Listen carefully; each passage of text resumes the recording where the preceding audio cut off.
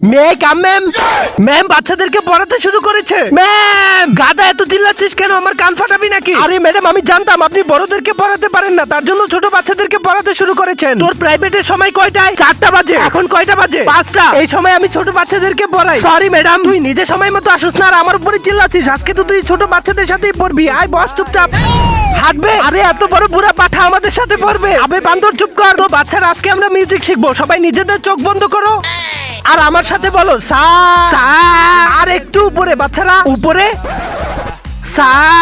মজা হচ্ছে না, আর একটু উপরে, আর উপরে সা। ভালো হচ্ছে না, আরেকটু আরেকটু আরেকটু উপরে, আর উপরে। আজকে দেখবো কে কে শয়তানকে হারিয়ে আল্লাহকে ভালোবাসে। যারা আল্লাহকে ভালোবাসে তারা ভিডিওতে লাইক আর চ্যানেলটিকে সাবস্ক্রাইব করে দাও। শয়তানকে ভালোবাসলে লাইক সাবস্ক্রাইব কিছুই করতে হবে না। সা সা। গাদা আমার কানের কাছে এসে চিল্লাচ্ছিস কেন? আরে ম্যাডাম আপনিই তো বলেছিলেন আরো উপরে। গাদা তুই গাদা ছেলে গাদাই থাকবি। ম্যাডাম আরো মারেন আরো মারেন।